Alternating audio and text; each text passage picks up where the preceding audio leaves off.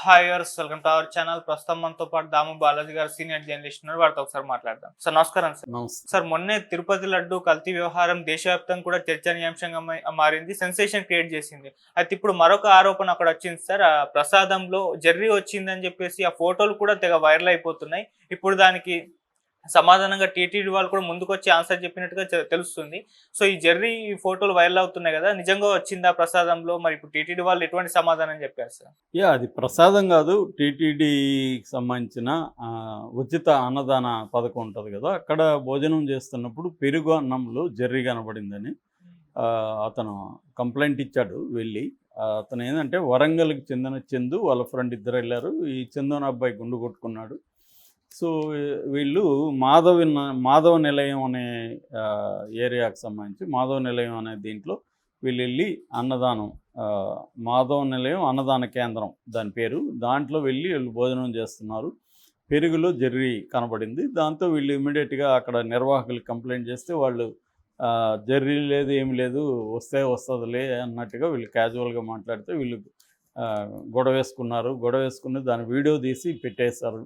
ఫోటోలు వీడియోలు బయటకు వచ్చేసరికి వాళ్ళు కొంత కంగారు పడి వీళ్ళతో మాట్లాడి, అదేం లేదు, అదేమన్నా వచ్చుంటే అరిటాకులో వచ్చి ఉండాలి, అన్నంలో రాలేదు, అరిటాకులో వచ్చి ఉండొచ్చు అనేదో ఇట్లా సర్ది చెప్పడానికి ట్రై చేశారు. లేదండి అన్నంలో ఉంది, అరిటాకు అయినప్పుడు లేదు, అన్నంలోకే ఉంది అది అనేది వీళ్ళు చెప్తే కూడా వీళ్ళ మీద వాళ్ళు ఏం పట్టించుకోలేదు. దాంతో వాళ్ళు ఈ మీడియా ఉంటే వాళ్ళతో మాట్లాడినారు. కొన్ని ఛానళ్ళు వాళ్ళ వీడియోలు వైరల్ అయినాయి. అది ఇంకా ఒకసారి సోషల్ మీడియాలోకి వచ్చిన తర్వాత వైసీపీ వాళ్ళు దాన్ని బాగా ట్రోల్ చేశారు, తీసుకొని వైరల్ చేశారు. అంతకుముందు ఇది జరిగింది నిన్న. అంతకుముందు ఖమ్మంకి సంబంధించిన దొంతు పద్మావతి అని ఒక ఆమె లడ్డు తిరుమలలో లడ్డు కొనింది. లడ్డు కొంటే లడ్డు ఓపెన్ చేస్తే ఒక లడ్డులో చిన్న గుట్కా ప్యాకెట్టు, కొంత పొగాకు మొక్కలు ఆమె కనబడ్డాయి. దాన్ని కూడా ఆమె ఫోటో తీసి పెట్టింది. ఇట్లా తిరుమల లడ్డులో గుట్కా వచ్చిందని. దాన్ని కూడా ఇప్పుడు ఇదంతా అబద్ధం, ఇదంతా వైసీపీ వాళ్ళ కట్టుకథ అన్నట్టుగా తెలుగుదేశం వాళ్ళు చేస్తున్నారు. కానీ జనరల్గానే ఆల్రెడీ లడ్డుకు సంబంధించి యానిమల్ ఫ్యాట్ కలిసిందని చంద్రబాబు స్వయంగా చెప్పడం వల్ల ఆల్రెడీ ఒక గందరగోళం ఉంది. ఇప్పుడు ప్రసాదంలో జెర్రీ అది ఫోటోలు విపరీతంగా వైరల్ అయినాయి. అది పెద్దగానే ఉంది, జెర్రీ చిన్నగా కూడా లేదు. సో అది రావడంతో ఒక రకంగా పెద్ద సంచలనంగా మారింది. అయితే దీనికి టీటీడీ సమాధానం ఇచ్చింది. గుట్కాగా పెద్దగా డైరెక్ట్గా ఇవ్వలేదు, కానీ ఈ జెర్రీ విషయంలో టీటీడీ అధికారిక దీని నుంచి సమాధానం ఇచ్చారు. వాళ్ళు విచిత్రంగా ఉంది వాళ్ళ సమాధానం. నాకైతే వాళ్ళ వాదన ఏంటంటే జెర్రీ వచ్చే ఆస్కారం లేదు, ఎందుకంటే అది ఉడికిపోతుంది కదా, ఉడకకుండా జెర్రీ ఎలాగా ఉంటుంది అనే లాజిక్ ఒకటి లేవదీశారు. సో అది ఆశ్చర్యకరము అనే పదం వాడారు. జెర్రీ ఉడికిపోకుండా అలాగే ఉండడం, వేడి అన్నంలో ఉడికిపోవాలి కదా జెర్రీ, ఎందుకంటే పెరుగన్నం అంటేనే వేడి అన్నంని మళ్ళీ చల్లార్చి కలుపుతారు కాబట్టి వేడి చేసినప్పుడు జెర్రీ ఉడికిపోవాలి కదా అనేది వాళ్ళ థియరీ. సో అందుకని జెర్రీ లేదు, ఇది దుష్ప్రచారం అని వాళ్ళు ఒక మాటతో ఊరుకున్నారు.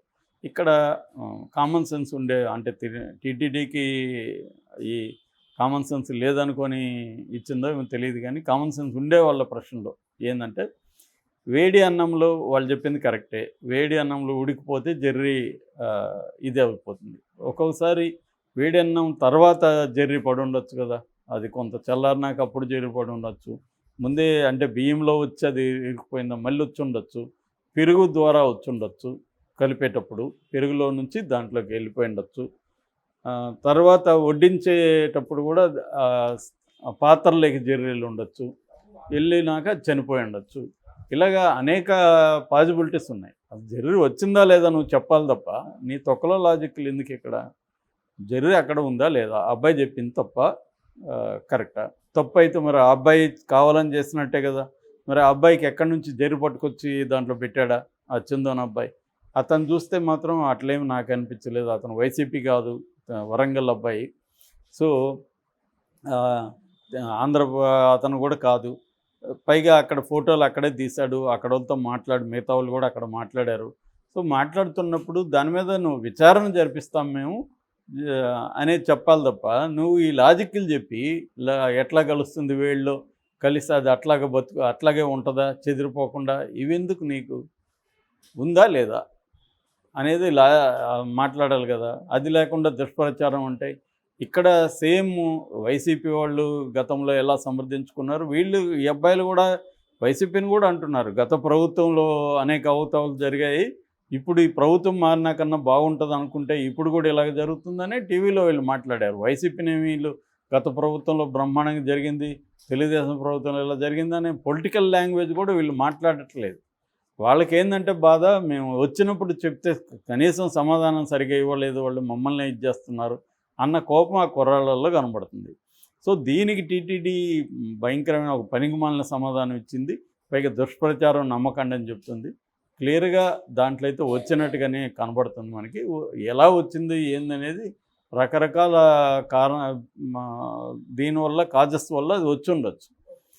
ఇప్పుడు మనకు కూడా చాలా పురుగులు కనబడతాయి, బొద్దింపులు కనబడతాయి. అది ఉడికిపోయి కనబడకుండా ఉండదు, ఒక్కోసారి కనబడుతుంది. ఎందుకంటే అది పడిన పద్ధతి, దాన్ని ఇది ఎప్పుడు పడింది ఏంటి ఇవన్నీ ఉంటాయి. సో ఒక్కోసారి ఉడికేసి అన్నం బయట పెట్టినా, కర్రీస్ బయట పెట్టినా కూడా దాంట్లో పురుగులు వెళ్ళొచ్చు, పడవచ్చు, ఇవన్నీ జరుగుతాయి. దానికి సంబంధించి జాగ్రత్తలు తీసుకోవాలా. ఎన్ని జాగ్రత్తలు తీసుకున్నా ఎప్పుడైనా రావచ్చు. అంత మాత్రాన్ని మనం ఏదో కావాలని వాళ్ళు వేసినారని ఇంకోటి అనలేం. హోటల్లో అయినా కూడా ఆ మధ్య కూడా ఇక్కడ హెల్త్ డిపార్ట్మెంట్ వాళ్ళు అనేక హోటల్ మీద దాడులు చేసినప్పుడు చాలా రకాల కల్తీలు కావచ్చు, రకరకాల ఇవి కనిపించాయి. సో ఇవన్నీ జరుగుతుంటాయి అప్పుడప్పుడు.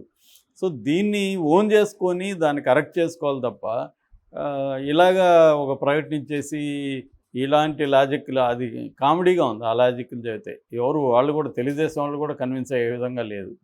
సో మరి వాళ్ళకి ఇంకేం చేతగాక ఈ లాజిక్ పెట్టినట్టుగా అర్థమవుతుంది. క్లియర్గా అయితే అది కనబడుతుంది. అట్లాగే ఈ పొగాకు మరి ఉండే అక్కడ లడ్డు తయారు చేసే దీంట్లో ఎవరైనా వాడారా, లేకపోతే అది ఎక్కడ కలిసింది?